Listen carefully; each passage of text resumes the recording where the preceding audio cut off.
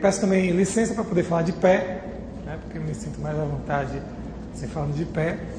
E já vou entrar no tema efetivamente, que é os precedentes e o julgamento das causas repetitivas no projeto do novo CPC. Né?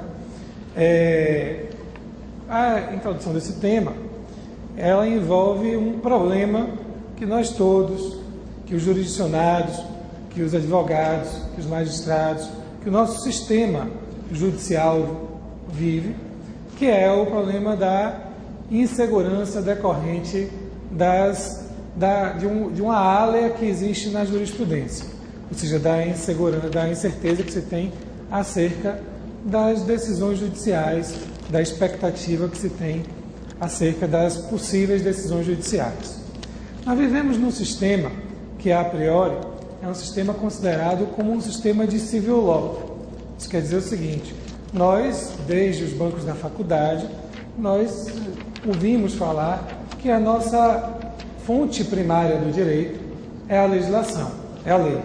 Então, aqui no Brasil, a gente tem como cultura mesmo e tem como a primeira fonte a legislação. Isso significa que a gente vai buscar as primeiras respostas sobre os conflitos que acontecem no judiciário, que são trazidos ao judiciário, lá na lei. Então, a gente até busca, e é um ditado popular, a gente costuma ver as pessoas falando assim: olha, onde é que isso está na lei? Sou obrigado a fazer isso por quê? Me mostra onde é que isso está na lei.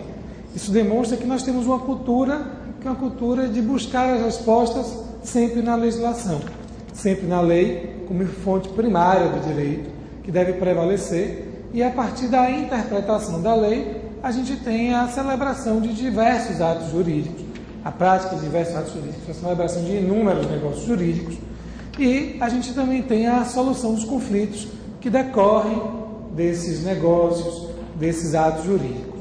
Muito bem. Só que nossa sociedade, e como regra geral as sociedades ocidentais, elas desde meados do século passado, elas vêm passando por um fenômeno que é o fenômeno da massificação. Isso quer dizer o seguinte, que até meados do século passado, os contratos eram firmados, as relações jurídicas eram firmadas sempre vis-à-vis, ou seja, cada relação jurídica era uma relação jurídica individualizada. Então, quando duas pessoas queriam contratar uma compra e venda de um imóvel, elas sentavam, negociavam as cláusulas desse contrato e celebravam o contrato. E se surgisse um conflito que decorresse desse contrato, esse conflito também era um conflito completamente individualizado. E como uma consequência disso, era necessário examinar o conflito de maneira individualizada e resolver esse conflito levando em consideração as peculiaridades desse litígio. Só que de meados do século passado para cá, tanto na seara do direito privado como na seara do direito público, a gente experimentou, enquanto sociedade, uma mudança nessa realidade. No campo do direito privado, por conta da massificação da sociedade, que não é um fenômeno, vejam vocês, não é um fenômeno jurídico, esse é um fenômeno social, esse é um fenômeno que decorre, inclusive, de razões que não são necessariamente jurídicas. No campo do direito privado, vejam vocês que a gente teve um acréscimo no volume nos contratos de adesão. Os contratos de adesão os contratos de adesão foram tipificados no direito como uma consequência da massificação. Não sei se todos vocês se lembram, mas antigamente, para se comprar uma linha telefônica, era necessário entrar em contato com a companhia telefônica, que era uma companhia estatal à época, era necessário provar qual era o lugar em que se residia, provar que tinha patrimônio. Já houve época, eu lembro quando eu comecei a estagiar, ainda lá no começo da faculdade, eu lembro que nas execuções penhorava-se linhas telefônicas. Comprar linha telefônica era um negócio caro, envolvia realmente isso a gente declarava, as pessoas declaravam no imposto de renda que tinham linha telefônica, então era realmente um investimento, e as pessoas então, elas tinham uma série de cuidados para poder contratar uma linha telefônica. Hoje em dia é diferente, hoje em dia, por conta da tecnologia inclusive, e por conta das modificações legais que aconteceram no sistema telefônico, a gente hoje consegue contratar uma linha telefônica sem maiores dificuldades. A gente não é mais acionista, a gente não está mais comprando ações como acontecia antes. A gente não comprava a linha telefônica, a gente comprava ações da companhia estatal. Bom, vejam, isso aconteceu em diversos aspectos, não só na telefonia, mas hoje em dia a gente contrata, hoje a gente quer viajar, o que a gente faz? Antigamente, viajar de avião era um ato assim revestido de glamour. As pessoas se preparavam com antecedência para poder chegar ao aeroporto, faziam a mala, chegavam ao aeroporto com antecedência, tinha todo aquele folclore em torno dos comandantes, dos comissários. Então, o viajar de avião tinha toda uma programação, todo um ritual. Hoje em dia, quando a gente quer viajar de avião, o que a gente faz? A gente vai ali no site da companhia aérea, vê qual é o melhor voo, vê qual o preço, qual é a tarifa, e a gente então clica ali, digita o número do cartão de crédito e está comprada a passagem. Hoje em dia nem mais bilhete de passagem aérea a gente tem. A gente tem um localizador, com um número, a gente chega lá, faz o check-in na internet também e embarca sem maiores dificuldades. É bem verdade que as viagens aéreas perderam todo esse glamour e hoje em dia a gente não tem mais aquele serviço de bordo, tem um outro serviço de bordo com uma outra característica.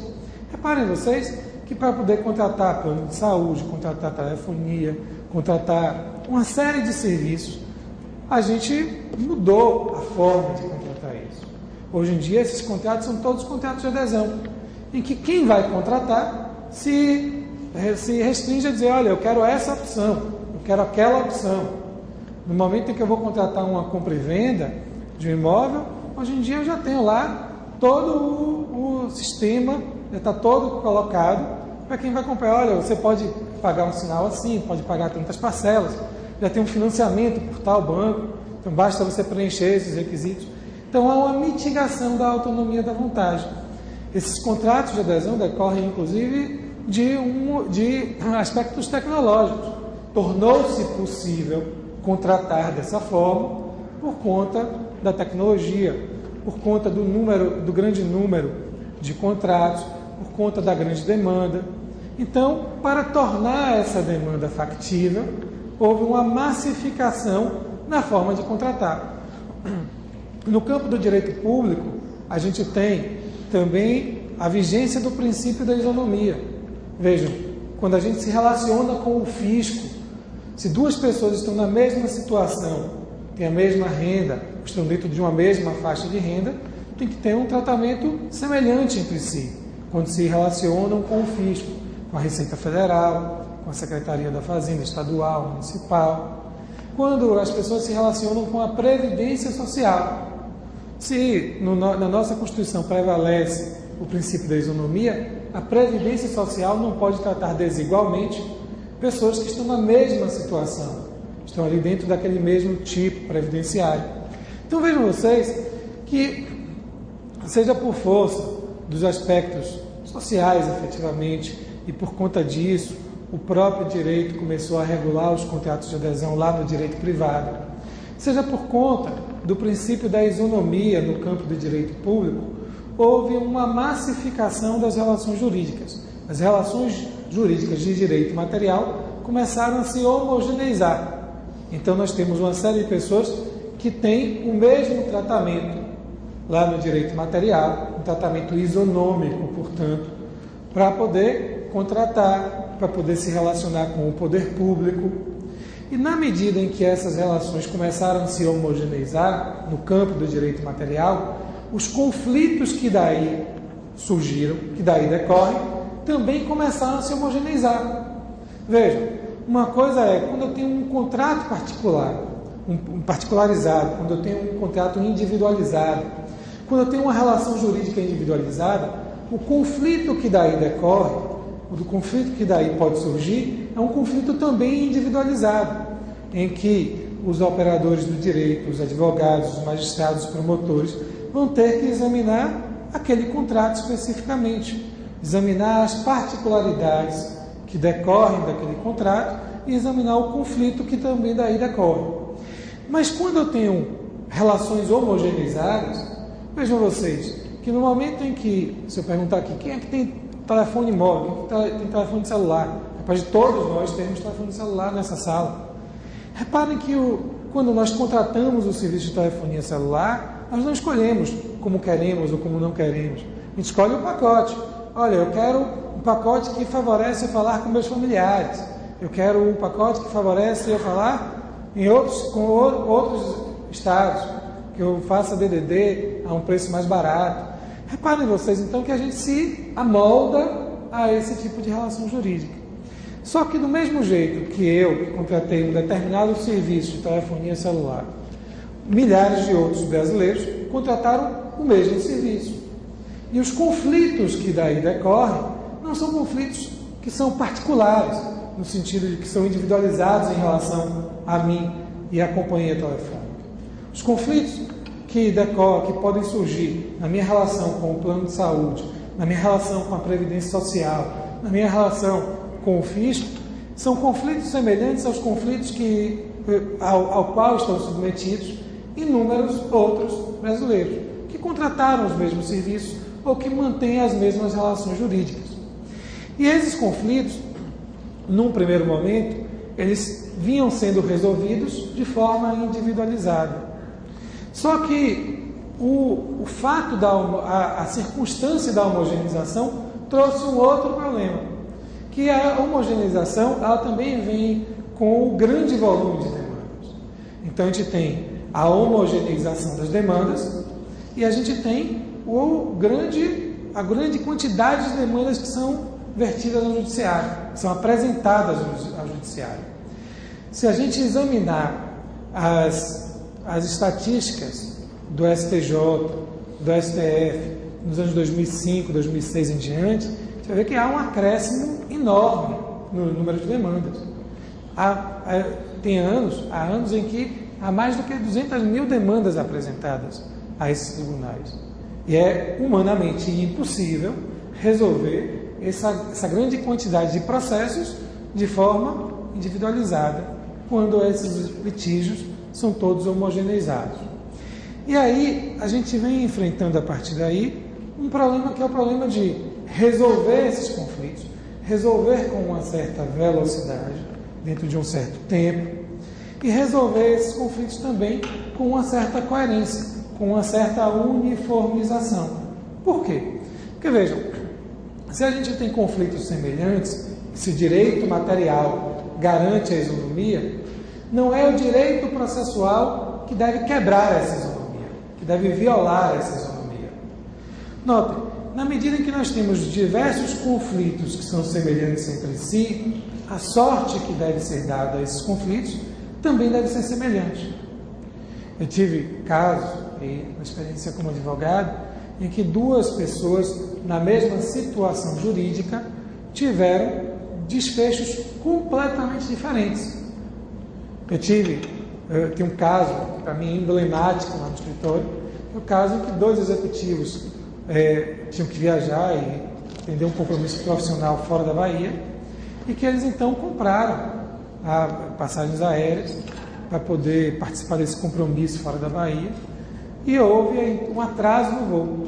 Era aquela época do apagão aéreo, não sei se vocês se recordam, e o voo saiu assim com 4, 5 horas de atraso. O fato é que eles perderam o compromisso lá em São Paulo, não chegaram a tempo. E era o mesmo compromisso profissional, o mesmo voo, o mesmo atraso. Os dois, então, nos procuraram para poder ajuizar ações. Optaram por ajuizar cada um deles uma ação individual. Ao invés de ser uma única ação no litisconsórcio, eles quiseram, cada um deles, propor a sua ação individual. Como eram os mesmos fatos, a gente lá no escritório fez a mesma petição inicial. Literalmente, era a mesma petição inicial. Tudo o que mudava era a qualificação da parte autora.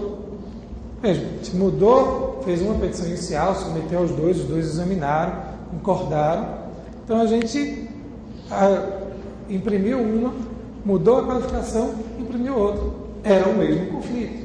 Ou seja, era o problema do atraso, se havia ou não o direito de obter uma indenização por força desse atraso, pela má prestação do serviço de transporte, e que isso tinha impedido que a pessoa chegasse a um compromisso profissional. Vejam, a empresa aérea, a mesma empresa aérea foi citada e ela contratou um escritório de advocacia, ou já tinha um escritório contratado, e esse escritório de advocacia, vendo que era o mesmo conflito, elaborou a mesma contestação. Só fez o quê? Só fez mudar o nome do autor e só fez mudar o juízo, porque como nós tínhamos distribuído, e a distribuição então foi por sorteio, os dois processos caíram, um para cada juízo. E aí o processo começou a se desenvolver. Se desenvolveu, eles apresentaram a mesma contestação, nós oferecemos a mesma réplica, ou seja, o litígio era exatamente o mesmo. A parte objetiva do litígio, a causa de pedir, o pedido, eram absolutamente idênticos. Tudo que mudava era um dos autores, uma das partes, o autor. Vejam vocês que aí saiu a sentença do primeiro processo. E o magistrado, na oportunidade, entendeu que a companhia aérea era responsável pelo atraso no voo, houvesse ou não houvesse apagão aéreo. Essa responsabilidade tinha que ser suportada, no modo de vida daquele magistrado, tinha que ser suportada pela companhia aérea. E aí proferiu uma decisão que condenou, houve uma procedência em parte, em razão da quantidade, do valor do pedido, mas então condenou a companhia aérea. E aí a gente conta, né, para o cliente, olha, saiu a sentença do seu processo, etc., houve uma vitória. Muito bem. O que era de se esperar é que esse cliente entrou em contato com outro cliente. Disse, olha, saiu a sentença do meu processo, ganhei, etc. Para o outro cliente, para o outro jurisdicionado, era tudo então uma questão agora de tempo. Quando saísse a sentença dele, ele esperava também obter uma vitória. E aí, eis que saiu a sentença julgando improcedente a demanda. Por quê? Porque o magistrado, nesse outro processo, esse outro magistrado, entendeu que, por força do apagão aéreo, não haveria aí a responsabilidade da companhia aérea. Então, nós tínhamos lá, e aí, isso, a gente contar isso para o jurisdicionado, dizer, olha, você estava na mesma situação da outra pessoa, mas o desfecho do seu processo foi completamente diferente.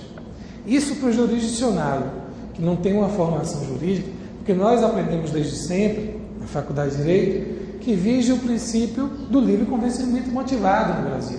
E deve viger, efetivamente. Vige e tem que viger e deve viger. Que ali está a liberdade para poder formar o convencimento diante dos elementos de prova, diante das teses jurídicas e proferir uma decisão.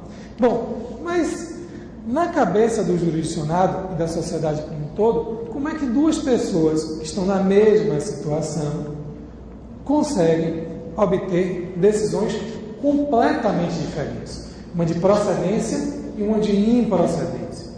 Isso, na concepção do jurisdicionário e da sociedade, não existe. É uma coisa inconcebível. Por quê? Porque isso gera, vejam, tirando o fato do micro litígio, do litígio individual, que vai afetar somente aquelas partes, isso gera para nós, enquanto sociedade, diversas consequências que são indesejosas. Porque, vejam, no momento em que nós temos decisões jurisdicionais que não têm uma uniformização, que não seguem uma uniformização, a gente tem uma área na conduta dos próprios atores sociais.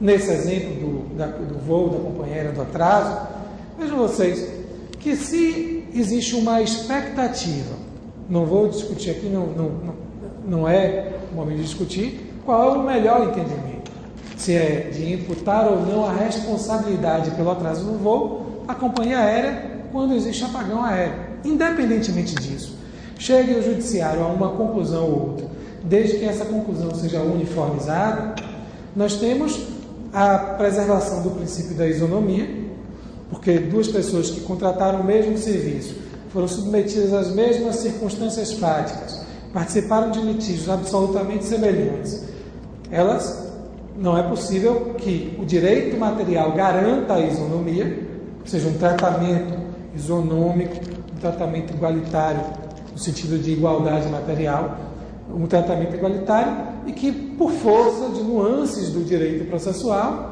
essa isonomia seja quebrada, ela não seja respeitada. O direito processual e o processo não pode ser um elemento que viole ou que propicie a violação da isonomia. O direito material tem que prevalecer, deve prevalecer. O processo é um meio de aplicar o direito material. Se o direito material garante a isonomia lá, o direito processual deve confirmar essa isonomia quando existe litígio. Não é pelo fato de existir litígio que as pessoas vão ter sortes diferentes, ou merecem ter sortes diferentes. Então, essa falta de uniformização gera um primeiro problema, que é o problema da violação à isonomia. Gera um segundo problema que está ligado à segurança jurídica. Por quê? Porque, vejam, independentemente do entendimento que seja uniformizado, a uniformização nos traz aspectos positivos. Por quê? Porque a partir do momento em que se sabe qual é o entendimento uniformizado, a gente então começa a adotar condutas com base naquele entendimento.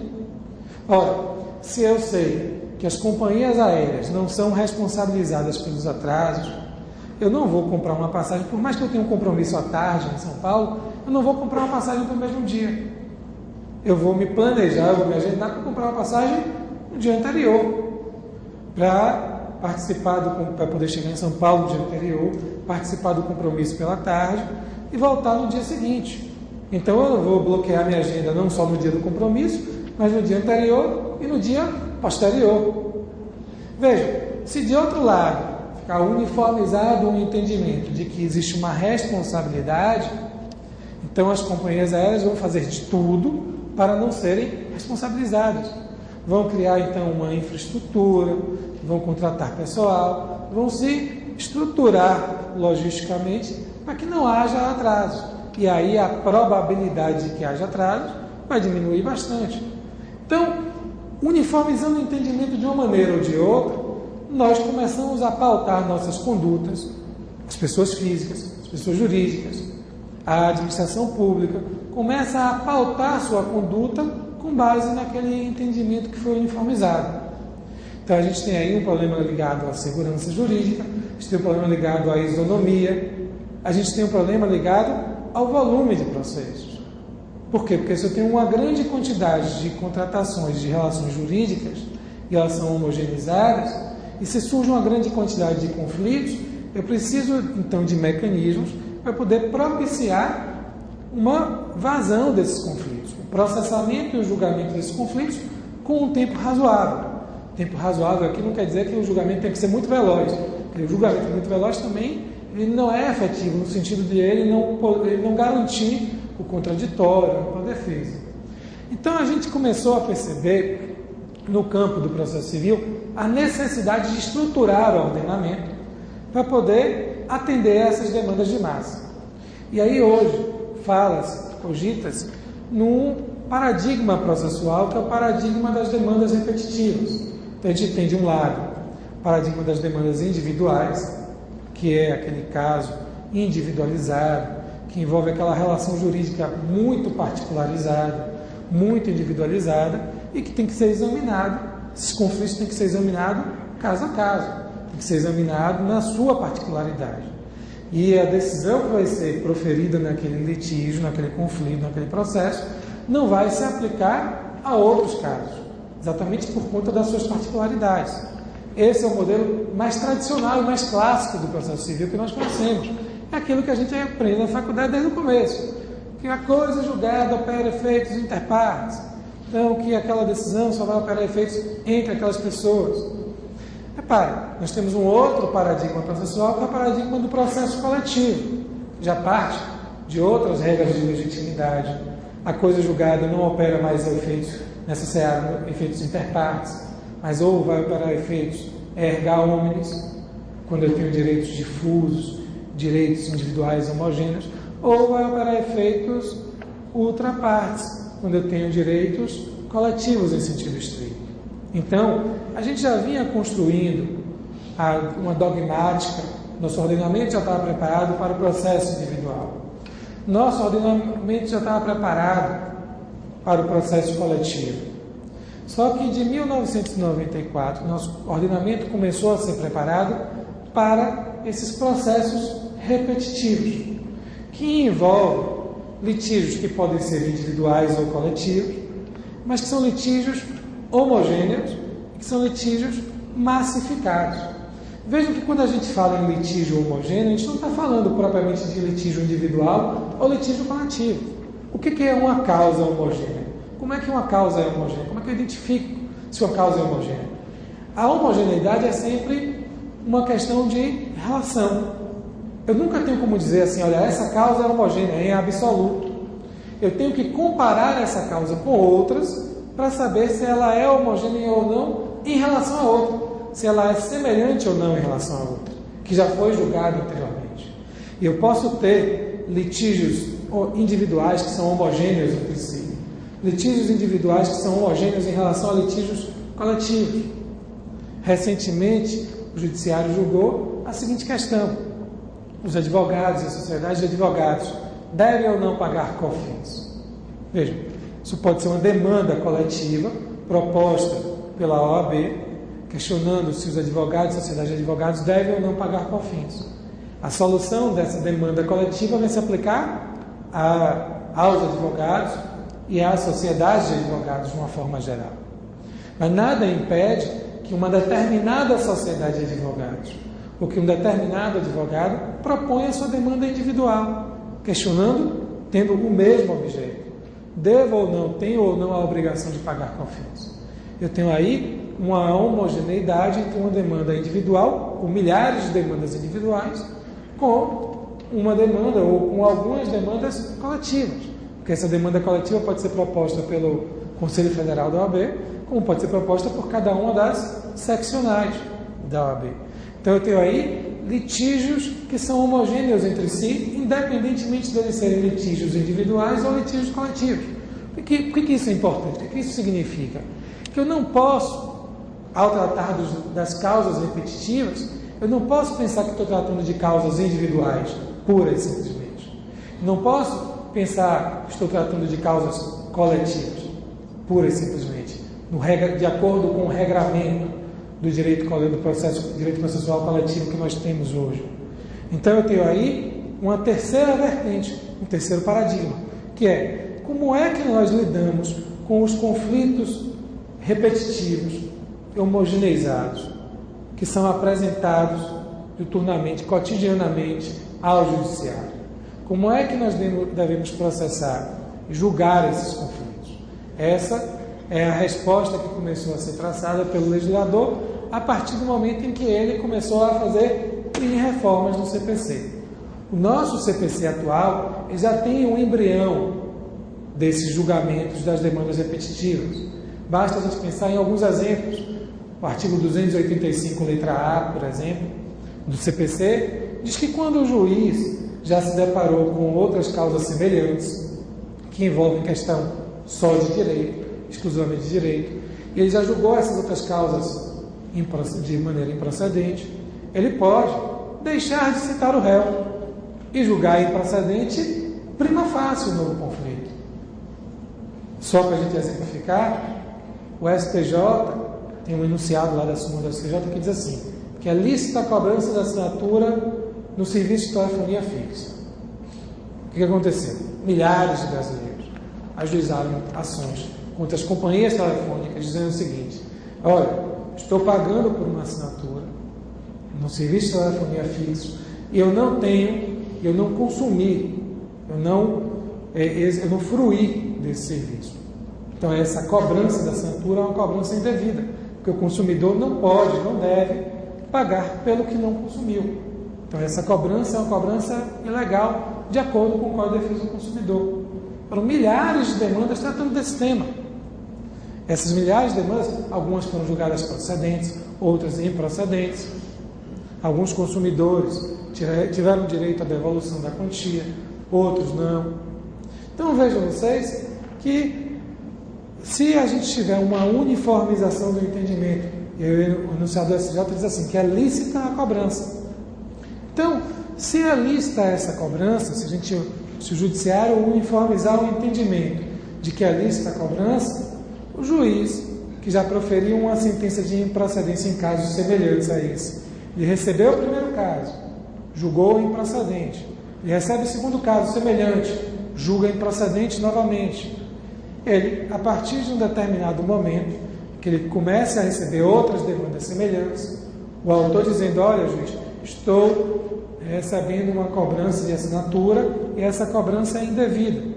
Se aquele magistrado já formou o entendimento de que a cobrança é devida, ele, de acordo com o artigo 285-A, já pode julgar improcedente prima facie.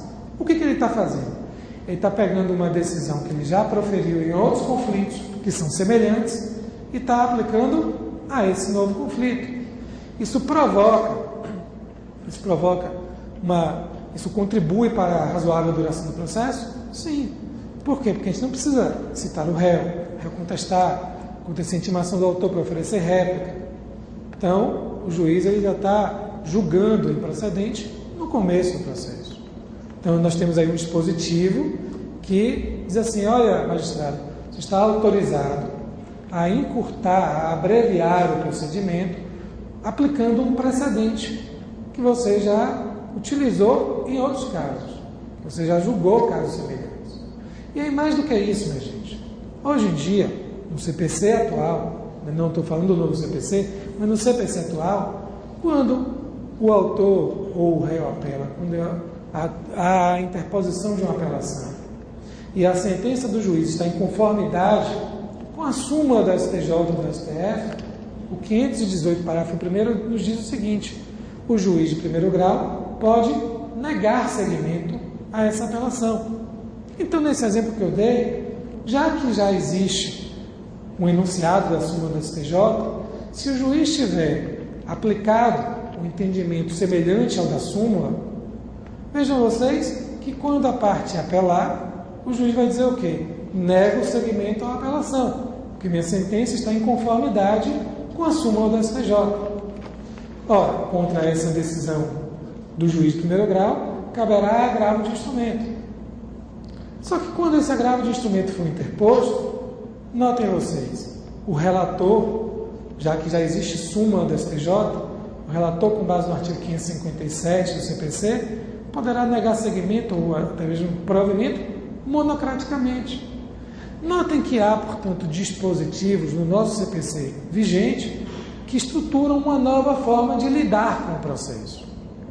Só que essa nova forma de lidar com o processo é uma forma muito peculiar. Nós, brasileiros, nós enquanto sociedade, encontramos uma forma peculiar de lidar com o precedente. A aplicação dos precedentes, o que é um precedente? É uma decisão proferida em outro caso. Precedente em sentido lato. O precedente em sentido estrito é a razão de decidir. Ou seja, quando eu tenho dois casos semelhantes, eu vou buscar no caso que já foi julgado, quais foram os fundamentos utilizados para aquele julgamento. A razão de decidir, existe uma expressão latina que é a ratio decidendi, que é utilizada, que eu vou buscar no outro caso para aplicar no meu novo caso. Então, o juiz, quando se depara, nesse nosso exemplo, com a demanda que versa sobre o questionamento da cobrança da assinatura, na telefonia fixa, ele vai buscar o fundamento, aplicar um precedente, não é aplicar, veja, dizer assim, olha, existe um enunciado na súmula da STJ, ponto final. Isso envolve o quê? Buscar os fundamentos para poder trazer esses fundamentos para o novo caso e aplicar esse fundamento ao novo caso. E esse mecanismo é um mecanismo típico dos sistemas de common law. Lá nos sistemas de common law, o direito, os operadores do direito não vão buscar, os profissionais do direito não vão buscar a resposta na lei diretamente. Vão buscar nos casos anteriores. É só a gente lembrar dos filmes americanos que dizem assim, olha, lá no caso, o estado da Califórnia contra não sei quem, o tribunal tal julgou dessa maneira. O que a gente está vendo ali? A gente está vendo ali a pessoa dizendo o seguinte, olha, o advogado, o promotor, o procurador dizendo assim, olha, os fundamentos que foram utilizados ali, aquele caso é semelhante a esse. Então, os fundamentos que foram utilizados ali devem ser utilizados aqui no julgamento desse novo caso. Nas faculdades de Direito, nos países de common law, a gente não tem, olha, o artigo tal diz isso. Na realidade, os casos são trazidos estudos de caso, e o que acontece na sala de aula é a discussão sobre o caso, a discussão sobre a solução daquele caso. Discute-se como é que ele foi resolvido, quais foram os valores, quais foram os fundamentos utilizados para a solução daquele caso. Só que isso, minha gente, vejam, o sistema civil civil de common law é um aspecto cultural. A gente está num sistema de civil law, a gente acha, em tese, que está no sistema de civil law, por um aspecto cultural. Porque nós buscamos a seguinte resposta: onde é que isso está na lei? Me mostra aí na lei. Se tiver na lei, eu faço. É da nossa cultura, da cultura do Brasil, da sociedade brasileira. Só que, nota, nos sistemas de common law, busca-se a resposta para a seguinte pergunta: ou os outros casos que versavam sobre o mesmo objeto, que eram semelhantes, como é que eles foram resolvidos? E aí, busca-se a utilização do precedente. Mas aqui no Brasil, a gente encontrou um meio peculiar para poder fazer isso. O que a gente fez? Como nós acreditamos piamente que estamos num sistema de civil law, nós dissemos assim: olha, operadores do direito, promotores, advogados, juízes, sociedade, vejam, a lei está mandando aplicar o precedente. A gente, por estar num sistema, numa cultura de civil law, a gente construiu através da lei um mecanismo de aplicação do precedente. O 285A diz: magistrado, você está autorizado a julgar em precedente prima facie. Aí, como isso está na lei, fica palatável para a gente. Fala, que bom, está autorizado pela lei, posso aplicar o precedente. Olha, negue seguimento à apelação se sua sentença estiver em conformidade com a súmula da STJ e da STF. Olha, relator, monocraticamente você pode negar seguimento a um recurso porque existe súmula. O que esses dispositivos estão dizendo? Veja, é a lei dizendo: olha, aplica o precedente. Isso foi necessário para que nós, que vivemos numa cultura, que temos uma cultura arraigada de civil law, pudéssemos aplicar o precedente com uma certa tranquilidade. E não acho isso ruim, não acho que isso é uma construção brasileira. Isso é uma construção da nossa cultura, efetivamente. Nós misturamos o civil law com o common law, assim como nós fazemos com diversos aspectos da nossa cultura. O carnaval é uma coisa da cultura da Bahia. E, de fato, o carnaval com o afoxéfilo gigante é uma coisa da Bahia. O carnaval com o sertanejo tocando no trio elétrico é uma coisa da Bahia. O carnaval com David Guetta, um DJ de outro país, tocando no carnaval é uma coisa da Bahia, tipicamente cultural. Quando nós quando a gente quer comer uma comida light, a gente vai ao restaurante japonês. E lá no restaurante japonês, a gente pede um sushi que vem, a gente pede um hot roll, um sushi que vem frito. Dentro do sushi que vem frito, a gente pede o sushi com creme cheese, com manga, comidas tipicamente japonesas. No Japão é muito comum, toda vez que eu passo no supermercado na seção de queijo e vejo lá o creme cheese, eu penso: estou na seção de comida japonesa. Creme cheese é tipicamente japonês. E para completar, além disso, a gente tem as grelhas, eu fui no restaurante japonês para comer uma comida light e encontrei lá carne de sol. A robata, a grelha, de carne de sol. Uma coisa tipicamente japonesa, ter carne de sol lá no Japão. E a gente, para acompanhar essa comida, o que a gente faz?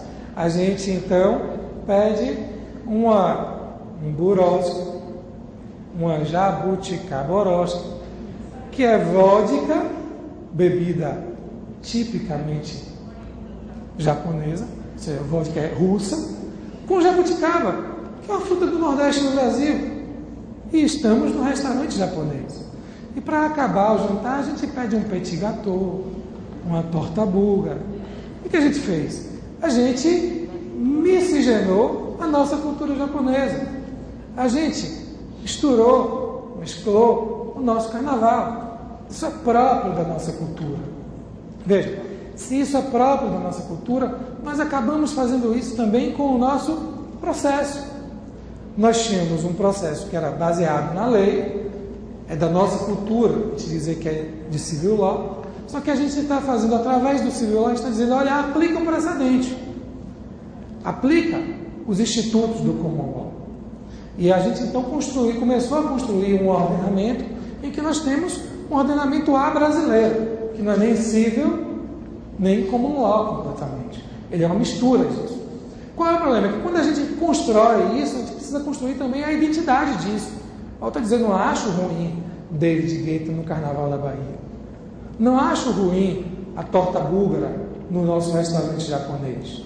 Mas a gente tem que construir a identidade disso. Tem que assumir. Isso é uma comida japonesa brasileira. Isso é um carnaval da Bahia com elementos que são estranhos à Bahia. Não há problema nisso. Nós temos um sistema processual que é um sistema de civil law com traços de common law. Bom, só que historicamente isso veio para nosso ordenamento através das mini-reformas. E a gente não se apercebeu dessa característica, dessa miscigenação, desse sincretismo cultural. Então a gente começou a perceber isso, e isso vem muito claro no projeto do novo CPC. Primeiramente, porque tem um dispositivo projetado no projeto do CPC que diz assim, que os tribunais devem velar pela uniformização da sua jurisprudência. Então, os tribunais devem uniformizar a sua jurisprudência para poder permitir a isonomia, a razoável duração do processo, para poder permitir a segurança jurídica, a expectativa que nós temos nas decisões judiciais e como é que elas vão ser proferidas. E aí, nesse dispositivo, ele diz o seguinte, que os tribunais deverão aplicar as decisões, os entendimentos sedimentados dos tribunais superiores. Então, aí nós precisamos começar, tem que ficar muito claro para a gente como é que se dá a estruturação dos órgãos judiciais, dos órgãos jurisdicionais. Porque se o STF, a partir do momento em que esse código começar a vigir, se o STF, ele sedimenta um entendimento, os tribunais todos que estão abaixo dele vão ter que adotar, a priori, esse entendimento. Se o STJ firma um entendimento, então os tribunais, os TRFs, os TJs, vão ter que aplicar esse entendimento. Se o TJ da Bahia firma um entendimento, sedimenta o entendimento, os juízes da Bahia, os juízes estaduais, Salvador, Feira de Santana, Itaberaba, Conquista, assim por diante, devem aplicar esse entendimento. Então, a gente tem o quê? Uma eficácia vinculativa, de acordo com esse dispositivo do projeto do novo CPC, uma eficácia vinculativa e vertical. Vejam, mas já em relação aos tribunais do mesmo grau, se o Tribunal da Bahia sedimenta o entendimento, o Tribunal do Rio de Janeiro, que não tem nenhuma relação de hierarquia com o Tribunal da Bahia, deve adotar o mesmo entendimento? Não. Aí o precedente deixa de ter uma eficácia vinculativa e passa a ter uma eficácia meramente persuasiva.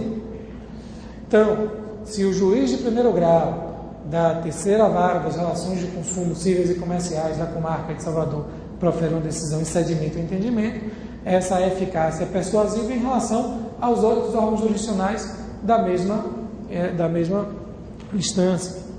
Vejam vocês, então, que a gente começa a lidar aí com precedentes, o mesmo precedente pode ter uma eficácia vinculativa. Se tiver um precedente do TJ, ele passará a ter eficácia vinculativa para os juízes de primeiro grau e para os órgãos fracionários daquele tribunal, mas terá uma eficácia persuasiva em relação aos outros tribunais que não têm nenhuma relação de hierarquia. Vejam, então o mesmo precedente vai poder ter uma eficácia vinculativa e uma eficácia persuasiva. Só que, minha gente, no momento em que a gente começa a falar da eficácia vinculativa dos precedentes, a gente começa a enfrentar um outro problema, que é, se os tribunais começam a sedimentar os seus entendimentos e se esses entendimentos devem ser preservados, devem ser aplicados, nós não podemos engessar o sistema, nós não podemos engessar o ordenamento jurídico. Então, é necessário ter válvulas de escape para poder preservar exatamente o livre convencimento motivado. Julgar causas repetitivas não é um julgamento de robô. Dizer assim, olha, pega aquela decisão e coloca aqui. Na realidade, o próprio projeto do novo CPC diz o seguinte, que quando o magistrado for aplicar um precedente a um caso, ele faz parte da fundamentação da decisão e, segundo a literalidade desse dispositivo projetado, será nula a decisão por defeito na fundamentação se o magistrado não demonstrar os pontos de similitude. Ou seja, vai dizer assim, olha, eu vou aplicar a esse caso aqui esse precedente. Por quê? Porque esses dados aqui, esses fundamentos que foram aplicados lá, se amoldam perfeitamente a esse novo caso. Se não houver essa demonstração da similitude, a fundamentação é uma fundamentação defeituosa. Então, não basta dizer, eu vou aplicar o enunciado tal da STJ. Não basta dizer, eu vou aplicar o enunciado número tal nesse caso aqui.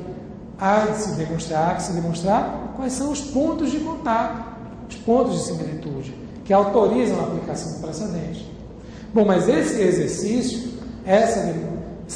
de fundamentar, demonstrando a similitude, também permite a não aplicação do precedente. E lá no sistema de common law, há dois institutos que são muito importantes e que a gente vai ter que começar a aplicar aqui no Brasil. Estão previstos expressamente, não com os nomes em inglês, mas estão previstos expressamente no projeto do novo CPC. Nós temos de um lado um instituto que a gente chama de distinguishing e temos de outro lado um instituto que a gente chama de overruling. O distinguishing, ele é a um só tempo um mecanismo, um meio, um procedimento, e ele também pode ser visto como um resultado. O que é o distinguishing? Ora, se o magistrado, ao resolver um conflito aplicando um precedente, se existe um precedente, esse precedente, gente, não pode mais ser ignorado. Ou seja, não vai haver mais a possibilidade de dizer, olha, eu fecho os olhos para o que já decidiram os tribunais. Até porque, repare, eu fico brincando lá no escritório, eu tive um estagiário chamado, que tinha um apelido que era petição.doc. Por quê? Porque ele fazia ótimas petições, ótimas pesquisas jurisprudenciais, fazia ótimos estudos doutrinários. Sabe quando a gente vê assim uma petição inicial, a gente se arrepia, fala assim, que petição inicial, que petição, que recurso bem feito, esse menino tem a vocação para o direito. E a gente fica assim admirando. E aí o primeiro caso ele fez lá, o segundo caso sentava, discutia, fazia, cada coisa maravilhosa. Até o dia que eu falei assim, olha, esse caso aqui tem esse aspecto que é semelhante a um outro caso que a gente já tratou aqui no escritório. Faz assim, pega aquele recurso que a gente fez, aproveita a fundamentação dali, adapta aqui para esse recurso. Ele falou, doutor, vou ter que digitar tudo de novo? Eu falei, mas por que vai ter que digitar tudo de novo? Hoje, em tempos de tecnologia, basta chegar lá, selecionar, Ctrl+C, Ctrl+V, adaptar e mudar. Ele, não, doutor, mas eu não tenho mais. Eu falei, como é que você não tem mais o arquivo? Ele falou, não, é porque... Eu falei assim, como é que você está salvando? Eu só tenho um arquivo, doutor. Eu falei, como assim, rapaz? Eu tenho um arquivo chamado petição.doc. Toda vez que eu tenho uma petição para fazer, eu faço a petição naquele arquivo, imprimo, e quando eu tenho uma outra petição, eu apago tudo e faço tudo de novo. Gente, enquanto havia petições completamente diferentes, não era um problema. Mas quando surgiu a primeira repetição, a primeira vez que a gente foi aproveitar, digamos assim, um precedente das nossas teses de escritório, vejam que deu tilt. Não é razoável. Até porque, repare, vamos pensar o seguinte, qual é o capital da indústria? Os imóveis, equipamentos, etc. Qual é o capital do comércio? O capital do comércio é o estoque, que a pessoa comerciante compra e vende depois. Qual é o capital da advocacia? São as teses que são construídas. É o conhecimento que a gente constrói ao longo do tempo. Qual é o capital do judiciário? São as teses que são amadurecidas. Não é possível que o trabalho intelectual do juiz de primeiro grau, que passou por um recurso, que foi repensado no tribunal de segundo grau, que foi repensado no STJ, para manter o entendimento ou para alterar o entendimento, isso é fruto do trabalho de inúmeras pessoas. Nós todos trabalhamos com isso. Nós despendemos nosso tempo, quanto operadores do direito, estudando e criando essas teses e sedimentando esses entendimentos. Esse é o capital. Digamos assim, se houver uma unidade judiciária de produção, uma unidade jurídica, produtiva de direito, essas unidades são os gabinetes dos juízes, são os gabinetes e as serventias dos tribunais, são os escritórios de advocacia, são as promotorias, as procuradorias. Nós estamos produzindo entendimentos jurídicos. E isso não pode ser simplesmente descartado. Não é possível que quando a gente tem um caso semelhante, a gente vai desconsiderar tudo o que já foi decidido antes. Que a gente nem pare para poder cotejar, para poder comparar uma coisa com outra. Por quê? Porque se um tribunal sedimenta o entendimento, é porque a priori, em tese pelo menos, aquele entendimento já passou pelo juiz de primeiro grau, já passou por um grau de recurso, por um órgão colegiado, para poder firmar aquele entendimento. Isso é o resultado do amadurecimento de um entendimento jurídico acerca de um determinado conflito. Não há nada mais legítimo do que aproveitar esse ponto de partida. Para quê? Para poder agregar. Agregar em que sentido? Fazer a comparação, para dizer, esse precedente aqui se aplica a esse caso ou não se aplica a esse caso. Desconsiderar esse precedente, simplesmente deixar de analisá-lo, é como dizer o seguinte, olha, vamos voltar para o zero. É como ter a petição.doc. Voltar a começar é desconsiderar tudo o que ao longo dos anos um magistrado construiu, um advogado construiu, um promotor, um procurador construiu, que todos os atores que estão atuando na seara jurídica construíram. Veja, a jurisprudência é um resultado dessa construção. Então, de acordo com o novo CPC, vai haver a fundamentação, vai ser inválida se não houver. Veja, se eu tenho um precedente, eu tenho que utilizar, tenho que trazer esse precedente para poder comparar com o novo caso. Essa comparação, esse método de comparação é o distinguishing enquanto procedimento. Eu estou comparando. E aí eu posso chegar a dois resultados. Quais são os dois possíveis resultados? Eu posso dizer, olha, esse caso anterior, ele é semelhante ao caso que eu estou enfrentando aqui, que eu tenho que julgar. Portanto, eu apliquei o distinguish enquanto procedimento, enquanto método de comparação, mas o resultado foi um resultado de similitude. E se o resultado é de similitude, a priori, o precedente deve ser aplicado ao novo caso. Mas eu posso chegar a uma outra resposta. Qual é a outra resposta? Eu posso chegar ao distinguish enquanto resultado.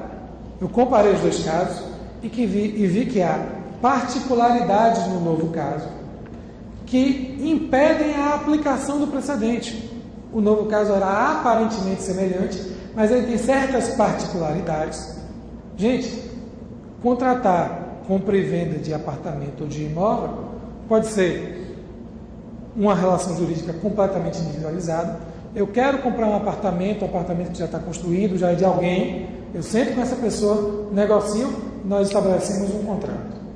Esse contrato é particularizado. O conflito que vai surgir daí, eu tenho como aplicar o mesmo precedente que eu apliquei quando eu tenho uma construtora que construiu milhares de apartamentos e tem o mesmo contrato de adesão, que se aplica a inúmeros contratantes.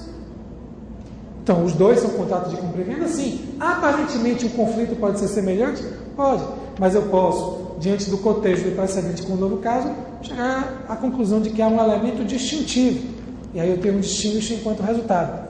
O distinguish enquanto resultado evita o engessamento do sistema, porque exige, vejam, do magistrado dos operadores do direito, que eles examinem o caso, comparem os casos e digam, olha, eu não aplico o precedente aqui, mas a fundamentação dessa decisão também tem que ser firme, tem que ser robusta. Por que que eu não vou aplicar? Por que que existe distinguish? Por que que existe distinção?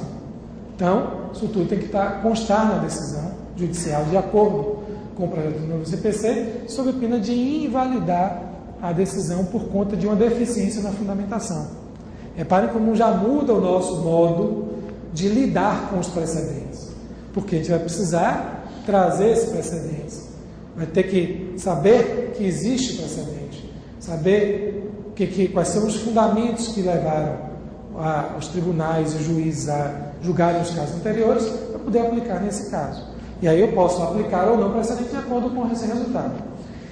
Mas mesmo quando não há distinção, quando o resultado é o mesmo, quando o caso é semelhante efetivamente.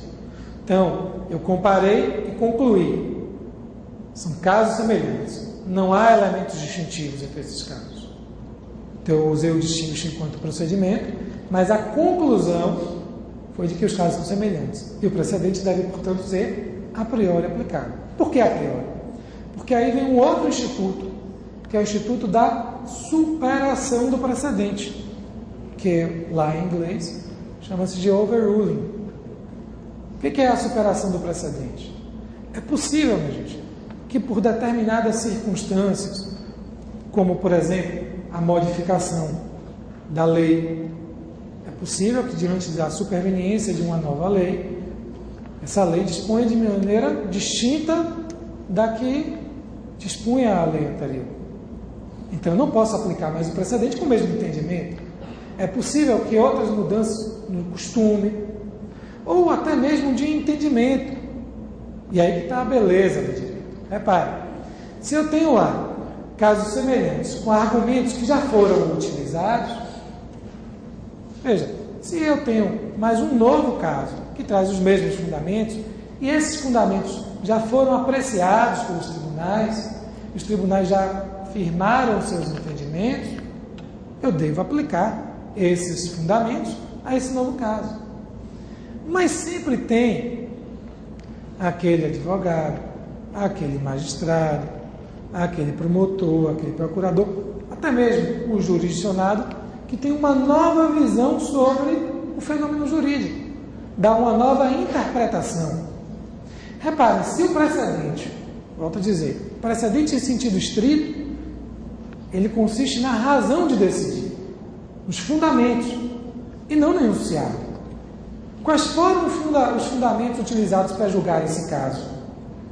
Ora, a gente diz que um precedente é tanto mais forte quanto mais fundamentos ele tiver, como se eu tivesse assim, fosse agregando fundamentos.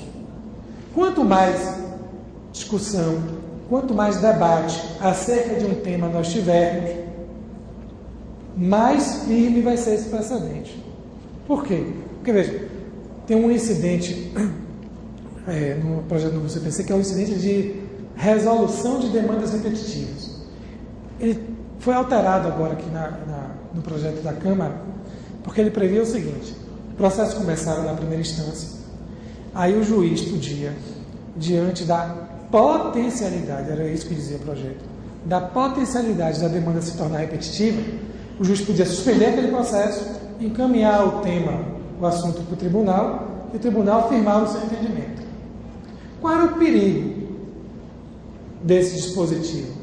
Era que, diante de um único caso, antes mesmo de haver decisão da primeira instância, diante de um único caso, o tribunal se pronunciava.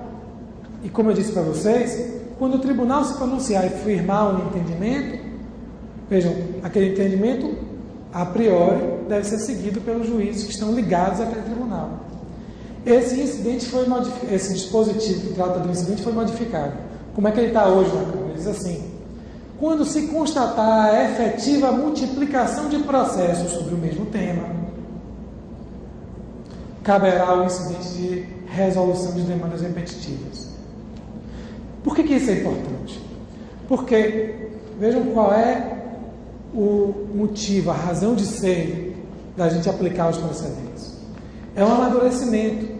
Se eu tenho uma decisão de um juiz, decisão de outro juiz, 3 decisões, 4 decisões, 5 decisões, se eu tenho recursos, isso chega ao tribunal, e o tribunal compara uma decisão com outra, em 5 casos, 6 casos, 7 casos, 8 casos, 10, 15, 20, 100, 200 casos, eu tenho um contínuo amadurecimento desse entendimento.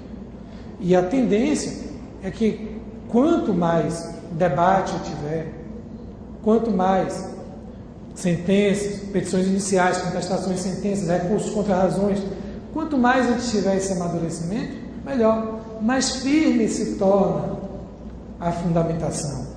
Mais firme se torna o precedente. Por quê?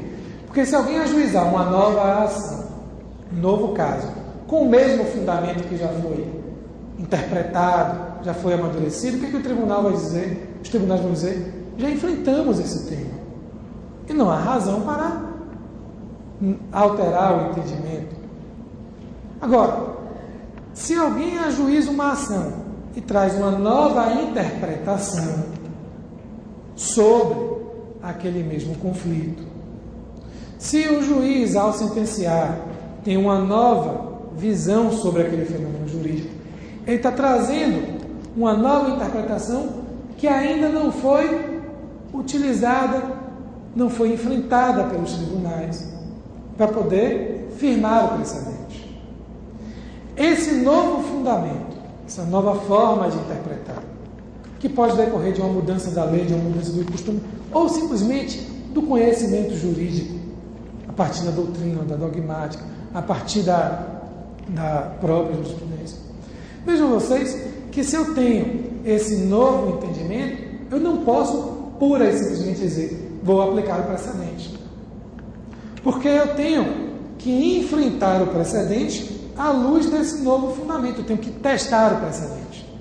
Vai dizer assim, olha, esse precedente vai ser mantido mesmo diante desse novo fundamento que ninguém nunca tinha pensado antes, que nunca tinha sido trazido ao judiciário, e às vezes pelo próprio magistrado, quando ele decide, ele pode ter essa nova interpretação. Veja, se aquele fundamento já foi utilizado para afirmar o precedente, deve ser utilizado o precedente, mantido o precedente. Mas, se eu tenho um fundamento que não foi enfrentado até agora, eu tenho que submeter o precedente a esse teste do novo fundamento. É como se fosse, guardando as proporções, uma nova intempérie. Repare, quando os engenheiros vão projetar equipamentos, eles projetam os equipamentos e colocam os equipamentos em teste. Alguém projeta um carro. Você, vamos, esse carro, como é que ele anda na chuva? Como é que ele anda no asfalto? Como é que ele anda no chão, no barro, na areia? Como é que ele reage a essas adversidades, a esses ambientes? Quando eu tenho um precedente e tenho um novo fundamento, eu tenho que pensar como é que esse fundamento ele vai ser mantido ou ele vai ser alterado diante desse novo fundamento. Tenho que testar esse precedente. E aí notem vocês que quando eu tenho, portanto, esse novo fundamento, ele pode provocar a superação do precedente. O magistrado vai poder dizer, olha, não deve ser aplicado o precedente aqui, porque há esse novo fundamento. Ainda assim, eu tenho que enfrentar o precedente para dizer os motivos pelos quais eu confirmo o precedente com esse novo fundamento, ou eu altero o entendimento com base nesse novo fundamento. E aí, vejam, isso vai ser levado para o tribunal? Sim. E a apelação, vejam, interposta contra a sentença que confirmou esse entendimento com base no novo fundamento, deve ser inadmitida de plano? Não. Ela deve ser admitida. A sentença pode até estar em conformidade com a súmula do STJ ou do STF. Mas se a decisão possui um fundamento que ainda não foi enfrentado para criar aquele enunciado da súmula, eu tenho que submeter esse precedente ao teste do segundo grau. Então, a apelação deve ser processada e julgada pelo órgão colegiado. E depois, se houver recurso especial, o STJ vai ter que reexaminar o seu precedente com base nesse novo fundamento. Mesmo que ele conclua, vou manter o meu precedente. Só que quando ele concluir, vou manter o meu precedente, na realidade, gente, ele não está mantendo pura e simplesmente o precedente. Ele está tornando o precedente ainda mais forte. Por quê? Porque ele está agregando esse novo fundamento que ainda não existia ao seu precedente. Então, quando houver, depois disso, uma nova demanda com esse novo fundamento, a gente vai ter um precedente mais firme, porque ele conta com um novo fundamento. Então, a superação do precedente, por conta do entendimento jurídico, por conta da mudança na legislação, da mudança nos costumes, ela pode se dar através do overruling. Em qualquer hipótese, eu vou ter que ter a comparação. Vou ter que trazer o precedente, não posso esquecer que ele existe, e devo cotejá-lo, devo compará-lo com o novo caso, para chegar à conclusão de que existe distinguishing ou overruling. E aí, gente, não há tempo para me alongar mais, mas surge uma série de questões sobre isso. Como, por exemplo, a modulação dos efeitos da decisão que muda o precedente. Porque do que nós estamos falando até agora? De isonomia e segurança jurídica. Eu quero, quando ajuizar uma ação, quando eu tiver um conflito, eu quero ter a expectativa, o jurisdicionado quer ter a expectativa de que ele vai provavelmente ganhar ou não. Ele já sabe de antemão qual é o entendimento uniformizado dos tribunais. E há uma expectativa de que esse entendimento seja mantido. Ora, só que aí, um belo dia, alguém traz um novo fundamento e, ao trazer esse novo fundamento, o tribunal diz assim, e, verdade, com base nesse novo fundamento, eu vou alterar o meu entendimento. Só que no sistema de precedentes, milhares de pessoas que estão em situações semelhantes pautaram suas condutas com base naquele entendimento uniformizado. Quando um tribunal altera o seu entendimento, altera o seu precedente, essas milhares de pessoas vão dizer assim, bom, e tudo o que eu fiz até agora, todos os atos que eu pratiquei, com base nessa expectativa, porque eu estava acompanhando o entendimento dos tribunais e entendendo qual era como é que o tribunal tinha chegado a essa conclusão, e agora o tribunal muda de posição, e isso vai repercutir nos demais órgãos jurisdicionais. Então, quando o tribunal muda de entendimento, supera o seu precedente, ele aplica essa superação prospectivamente para o futuro, já pode aplicar nesse caso que ele está julgando, porque as partes adotaram uma conduta com base naquele entendimento. Agora vem o tribunal e muda de entendimento, há uma violação, aparentemente há uma violação à segurança jurídica. Posso aplicar retroativamente? Então, vejam, as decisões judiciais passam a nortear a conduta das pessoas, do jurisdicionado. Então, a alteração de um entendimento, a superação de um precedente, traz uma série de consequências. É como, guardadas as proporções, é como o STF julgar inconstitucional uma lei no controle concentrado de constitucionalidade. No momento em que o STF diz, olha, essa lei, considero ela inconstitucional. Muitas vezes o que o STF faz? Modula no tempo a eficácia dessa decisão. Por que ele faz isso? Porque uma série de atos jurídicos foram praticados com base naquela lei. Se ele aplicar pura e simplesmente um efeito retroativo, sempre, todos esses atos jurídicos que podem ser atos, que podem ser contratos, relações com a administração, as sentenças que se basearam naquela lei. Vejam, todos esses atos passam a ser atos eivados de inconstitucionalidade. É o fenômeno que a gente tanto discute da sentença inconstitucional. Então vejam que o STF modula a eficácia temporal da decisão da inconstitucionalidade para poder preservar alguns atos para não gerar um caos na sociedade. Só que, com a eficácia vinculativa dos precedentes, isso vai se estender, esse problema vai se estender, não só às decisões do STF sobre a constitucionalidade ou a inconstitucionalidade, mas sobre os precedentes de uma forma geral. Então, são problemas que a gente vai começar a enfrentar já enfrenta de uma certa maneira, mas vai começar a enfrentar de forma mais contundente a partir da vigência do projeto do novo CPC. Agradeço a atenção de todos e devolvo a palavra para a presidência da mesa. Obrigado.